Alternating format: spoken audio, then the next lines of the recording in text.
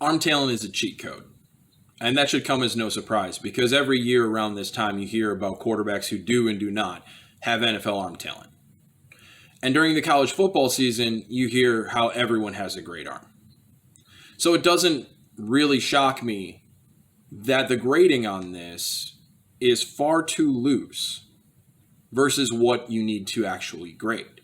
And it's not that a quarterback who has a lower grading arm talent can't succeed in the NFL.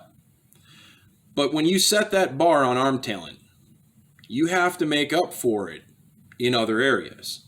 When you put that arm talent at the roof, you can cheat and still get the same efficiency goals that you're looking for from your quarterback. And it's common sense.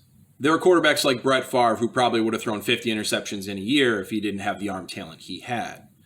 We even saw in a game last year where Collinsworth was talking about Josh Allen throwing the ball consistently late, and it doesn't matter because he just throws it that way anyway. Well, it does matter. But if you have the arm talent to overcome it, it matters less.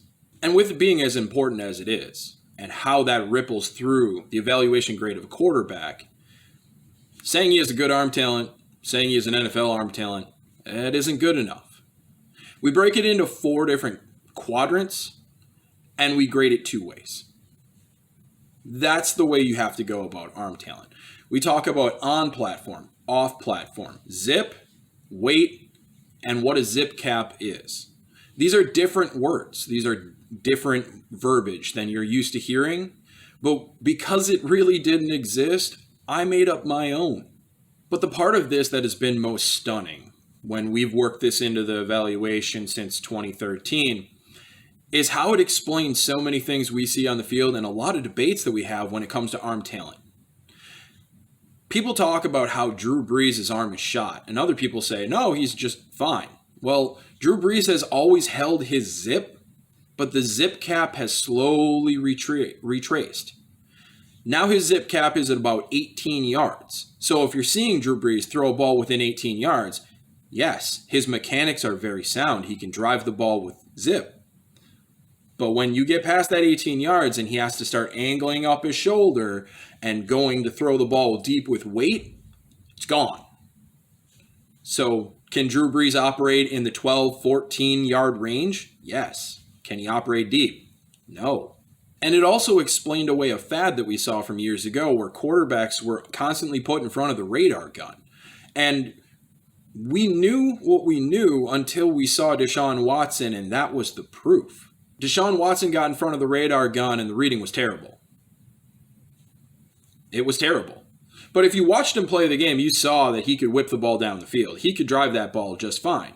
His zip was bad, but his weight was good. I'm not a physicist. I can't explain that. But I am a football junkie, and I can explain what I see. And with Deshaun Watson, we realized that zip is more about the mechanics and the flight of the ball and the revolutions per second than it is about how strong your arm is.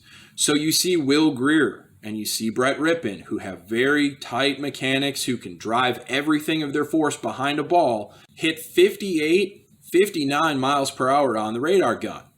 But yet you watch the game and they can't drive it to the sidelines and they can't drive it down the field. So they have a big arm, right? Well, the radar gun says so, but the radar gun is a fallacy. It's a short zip cap, but good zip. And that same zip cap issue, so what's holding back Gardner Minshew? In the short and intermediate, Gardner Minshew gets to live on all of his mental traits and throws with good zip. But he can't throw it down the field. Neither can Ryan Finley. In fact, I've seen Zeppelins with less hang time. And when you see these forces affecting the outcomes that quarterbacks have on the field, you understand how important it is to chart this. When we talk about quarterbacks, we say it's about the space you can attack. If you can't attack down the field, that means there's less space you can attack. And when defenses figure out that there's parts of the field that they don't need to cover or don't need to worry about, life gets very difficult. So if you're wondering why Buffalo threw all over the field on Miami, but then the next week Miami played the same exact defense and silenced Minshew, that's why. So how do you go about grading this? Well, it's trajectory, trajectory, trajectory. Not a word I should try and say 3 times. When you evaluate a quarterback, you're going to see a number of throws that need touch, need arcs, need angles on the ball, and that is not how you gauge a quarterback's velocity. You are looking for a specific set of throws. You want to see the deep middle post. You want to see the outs to the boundary. You want to see any throw that the quarterback should put on a straight line, because those are the throws that will show you how far a quarterback can throw a line with zip. That is your zip cap. It will show you what a quarterback has in their arm when they throw it to the far boundary from the far hash. That will help you identify zip cap. And the great thing about this is it has nothing to do with the competition you play against. It's how the ball flies. It is the trajectory of the ball. So when Trey Lance is playing against a bad team and he's over on the left hash and he throws a ball 18-yard out on the far sideline and that ball looks like it's accelerating as it hits the wide receiver on a straight line, you know you have an upper level grading arm talent, because other quarterbacks can't do that. It doesn't matter who you're playing. If you're running to your left on full sprint and you open up your hips and you throw a ball with neither of your feet on the ground 29 yards on a line, you have elite arm talent. And when you see one of those throws, you chart the distance. You see how far the quarterback was able to throw the ball on a straight line, and that is what you use to calculate your zip cap. Now, you've seen quarterbacks who, from the slot wide receiver to the free safety, they can hit the quick hitters on the near hash, but not the far. That is the lowest grading zip cap. A little bit more, you have your 10 yards outs, you have deep middle safety, and you have a bigger triangle that they can attack with their zip cap. And then you see people like Josh Allen who can throw a 40-yard liner right down the middle of the field, and you know you see something special. And Trey Lance is right around that territory. But when you see Mac Jones throwing a ball to the far boundary, you're going to see that arc. And that arc is telling you that the velocity in the arm is not high grading. And be mindful of those quarterbacks who only throw to the near hash. Mason Rudolph was one of those quarterbacks. But once you saw him stressed to throw to the far hash, you realized that arm talent was not there at all. So when you grade this, you're going to look through a number of games and you're going to omit a number of plays, but you're looking for the specific ones that show what a quarterback can do when they throw a ball on the line.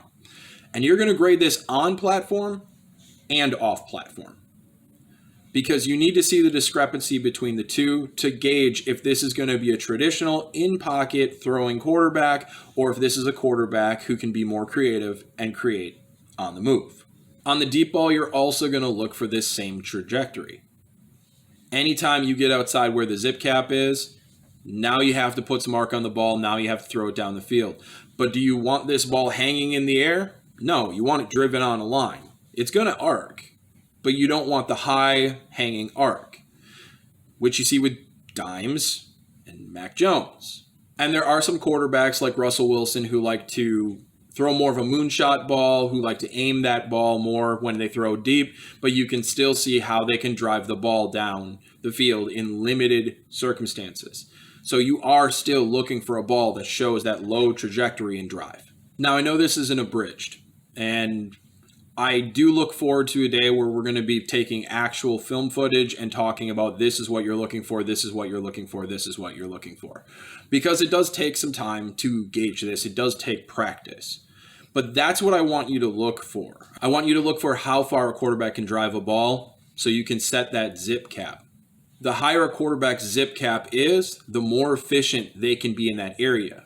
Quarterbacks don't want to have to tip their shoulders up, don't want to have to throw arc on the ball. They want to be able to throw that line, and the more distance you can cover with that line-driven ball, the more efficient you're going to be with it, because that allows you to attack smaller and smaller windows further and further down the field.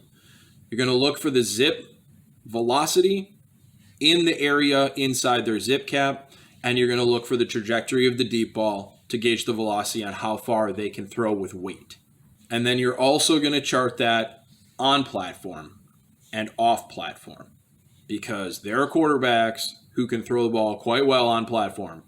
Rosen, who when they move off platform, because they don't have the tight grounded mechanics anymore and they have to do more body control throws, they aren't able to generate the torque in their mechanics to make that throw on the move, and their grades on velocity drop down significantly. It's a simple thing. It's arm talent. But every piece of arm talent is tied to efficiency. If you have big arm talent like Josh Allen, you can be lesser on your anticipation.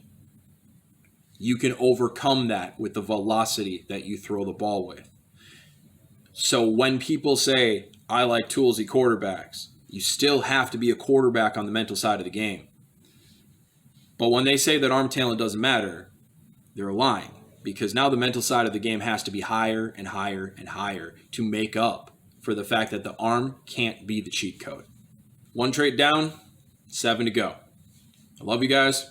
We need you to stay strong, and I'll see you on the other side.